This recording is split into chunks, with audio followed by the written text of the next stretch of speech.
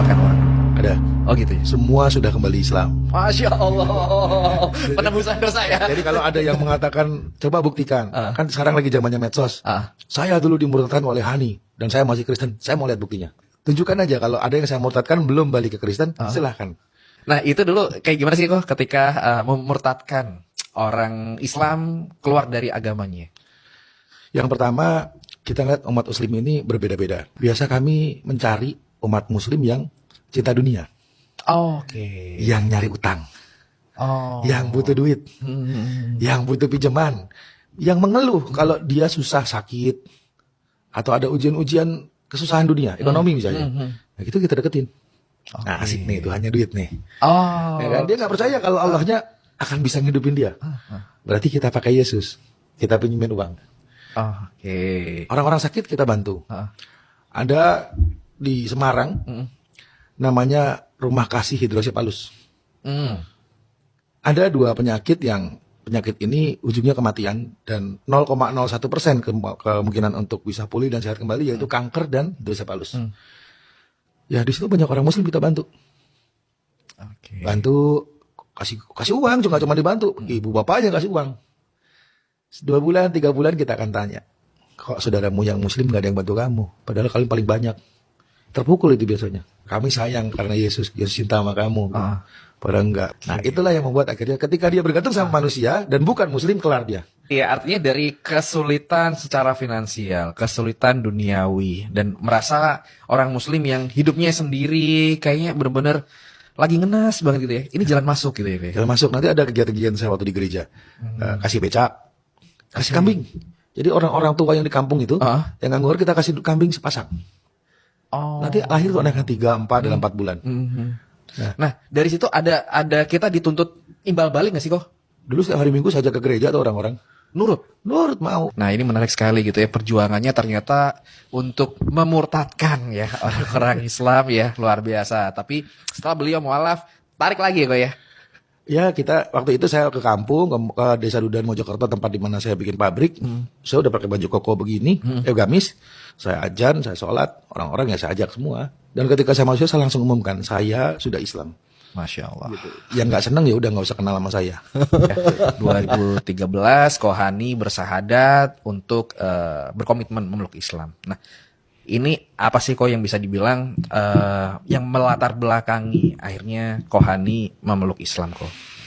Yang melatar belakangi saya baca Bible. Jadi di Bible itu di nasihat-nasihat, ayat-ayat yang berisi nasihat itu di Amsal. Amsal 13 ayat 15 mengatakan akal budi itu bisa mendatangkan karunia. Terus di Amsal 10 ayat 21 mendatangkan tanpa akal budi orang bisa mendatangkan kebodohan dan binasa. Dan lalu di 1 Tesalonika 5 ayat 21 dikatakan ujilah segala sesuatu dan peganglah yang baik. Saya menguji kitab saya.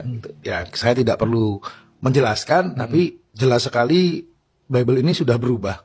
Bible ini sudah bukan firman Tuhan, dan Bible ini ditulis oleh mereka sendiri dalam Five Gospel yang ditulis oleh 100 lebih para ahli-ahli Bible, sejarawan, dan itu mengatakan Bible itu sudah tidak murni dan tidak ada sedikit sekali yang perkataan Yesus.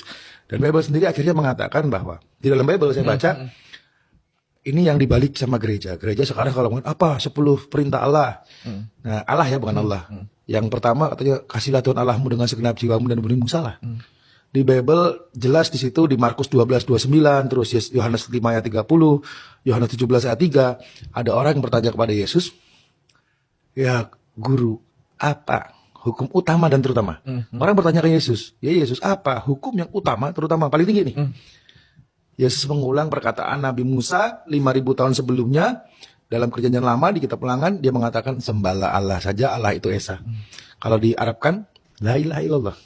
Satu. Iya, ternyata sembahlah Allah dan Allah itu Esa. Dan di sana banyak sekali ayat-ayat yang saya bisa cari sendiri, bisa saya tunjukkan juga bahwa Yesus mengatakan saya bukan Tuhan, saya lebih kecil dari Tuhan. Saya nggak tahu kapan kiamat terjadi.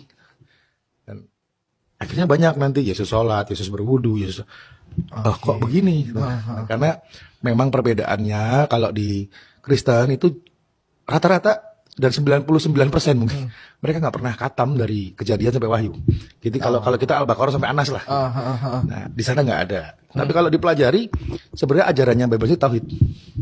Oke. Nah, jadi akhirnya kita uji, kita cari, dan akhirnya saya menemukan, oh ya hanya Islam.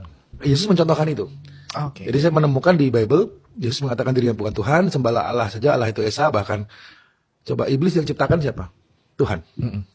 Tapi kalau Yesus Tuhan, Yesus dicobain sama iblis Oh. di padang gurun. Akan diberi harta, tata, dan wanita. Kalau dia menyembah, coba dia, kalau kamu menyembah saya, iblis mengatakan Yesus, aku berikan harta, tata, dan wanita. Apa jawabnya? Nyala kau iblis, sebab ada tertulis, sembahlah Allah saja, Allah itu Esa, bukan dia Tuhannya. Oke. Dia menyembah. Jadi waktu Yesus, kalau dipelajari dengan benar, dengan hati terbuka dan pikiran terbuka, siapa sih yang disembuh Yesus ketika Yesus di dunia? Dan murid-muridnya dan ibunya. Ibunya tahu dia bukan Tuhan, murid-murid tahu, makanya mereka menyembah kepada Allah yang Esa. Masya Nah, Allah. jadi saya menyembah kepada Allah bertuhan yang disembah oleh Yesus. Ini sudah ditinggal anak istri. Saya belum masuk Islam, belum syahadat, sudah ditinggal istri sama anak. Karena saya udah nggak ke gereja, saya sudah nggak pelayanan. Terus ada yang namanya Udin Balok, Panglima Kumbang itu, Panglima Dayak di Samarinda, orang tahu rambutnya gondrong, mukanya bertato, itu nangis datang. Dek, adek pulang Jakarta. Abang disuruh bunuh adek sama bos. Kenapa? Kamu masuk Islam kan? Nah, udah kan ada ketua ormas yang menjahati saya. Teman-teman saya di Samarinda tahu siapa orangnya. Marah dia.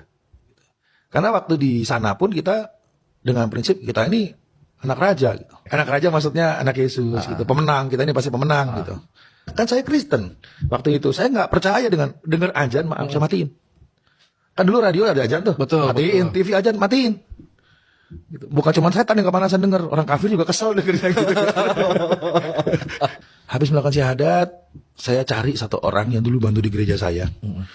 Ada perempuan aktivis yang paling rajin dan paling nurut. Namanya Nanda Putri. Saya ajak dialog, 6 jam kemudian bersyahadat, nggak lama saya nikahin.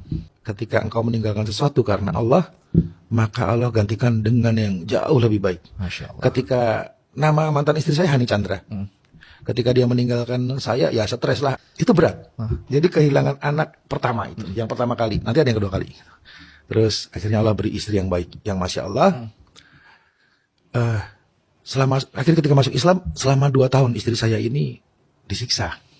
Jadi tinggal sama mama. Mama marah setiap hari dan Mama itu mama ibu ibunya kandung saya. Jadi saya masih punya ibu, bapak udah meninggal ketika saya kecil. Terus marah dan yang cerita ke bibi. Selama 2 tahun dia kalau sholat ketahuan tendang, digiram air. Kalau pagi dia maki-maki, dan dia nggak pernah dari mulutnya cerita ke saya.